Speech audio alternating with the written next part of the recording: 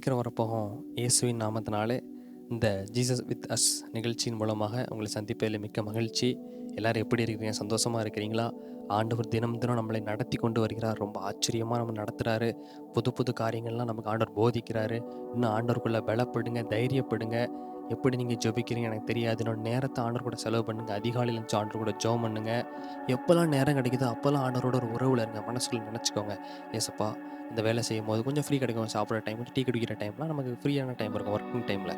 அப்போதெல்லாம் ஆண்டவர் நினச்சி பாருங்கள், நன்றி ஆண்டவரே, இந்த வேலையில் வச்சுருக்கீங்க, நன்றி. அந்த மாதிரி நன்றி சொல்லி ஆண்டவருக்கு துதிங்க. ஆண்டவருக்கு அது ரொம்ப பிடிக்கும். ஆண்டவர் இன்னும் உங்களை உயர்த்தது அது காரணமாக இருக்கும். சரி, இன்றைக்கி ஆண்டவர் என்ன வசனத்தை குறித்து உங்கள்கிட்ட பேச போகிறார் அப்படின்னா, உபாகமத்தில் 1ஆம் அதிகாரம் 31ஆம் வசனத்தின் மூலமாக ஆண்டவங்கள்ட்ட பேச விரும்புகிறார். பரிசுத்தவங்கள்ட்ட இடைப்பட்டு கொண்டிருக்கிறார். இருதயத்தை ஆயத்தப்படுத்துங்க, பரிசுத்தவங்கள்ட்ட பேசுவாராங்க. ஒரு மனிதன் தன் பிள்ளையை சுமந்து கொண்டு போவது போல நீங்கள் இவ்விடத்திற்கு வரும் வரைக்கும் நடந்து வந்த வழிகளில் எல்லாவற்றிலும் உங்கள் தேவனாகிய கர்த்தர் உங்களை சுமந்து கொண்டு வந்ததை கண்டீர்களே. ஒரு மனிதன், ஒரு தகப்பன் தன் பிள்ளையை தோளில் மீது சுமந்து கொண்டு வருவது ஒரு உன்னதமான அனுபவம். நம்ம அப்பா நம்மளை தோளில் வச்சு சுமந்து கொண்டு வர்றது ரொம்ப சந்தோஷமானது. இப்போ நம்ம நினச்சி பார்த்தாலும் நம்ம நெகிழ வைக்கிற காரியமாக இருக்கும்.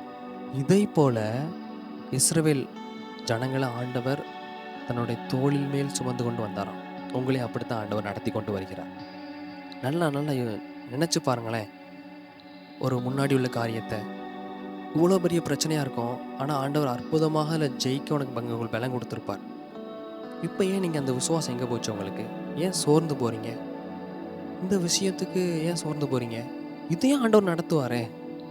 அதை நடத்தின தேவன், அதில் ஜெயிக்க வைத்த தேவன் இதிலே நம்ம ஜெயிக்க வைப்பார். அந்த விசுவாசம் உங்களுக்கு இருக்கணும். இந்த வசனத்தை சொல்லி நீங்கள் ஜெபிக்கிற காரியங்களில் விசுவாசமாக இருக்கணும். ஆண்டவரே, அந்த காரியத்தில் வெற்றி கொடுத்தீங்க, அது ஏதோ நடந்துட்டுப்பா, இந்த காரியம் அதோட பெருசாக இருக்குது, எப்படி நடக்கும்? அப்படிலாம் கிடையாது. அதே ஜெயிக்க வைத்த தேவன் இதையும் ஜெயிக்க வைப்பார். அந்த நிலைமையிலையும் உங்களை ஆண்டவர் தோளின் மேல் சுமந்து கொண்டு வந்தார். இந்த நிலைமையிலையும் தேவன் உங்களை தோளின் மேல் சுமந்து இந்த காரியத்தில் ஆண்டவர் உங்களுக்கு நிச்சயமாக வெற்றி தருவார். விசுவாசிக்கணும், இந்த வார்த்தையை விசுவாசிக்கணும். நல்லா ஆண்டவரோட நேரம் செலவு பண்ணணும். ஆண்டவர் விசுவாசித்து இந்த வசனத்தை சொல்லி நீங்கள் ஜெபிக்கும் பொழுது ஆண்டவர் உங்களை விடுதலை ஆக்குவார். எந்த விஷயத்தில் இருந்தாலும் சரி ஆண்டவர் விடுதலை ஆக்குவார். விசுவாசிக்கலாம். நம்பிக்கையாக ஜெபம் பண்ணணும். ஆண்டவர் நிச்சயமாக பெரிய காரியங்களை செய்வார். கண்ணை மூடிங்களா, ஜெபம் பண்ணுவோம்.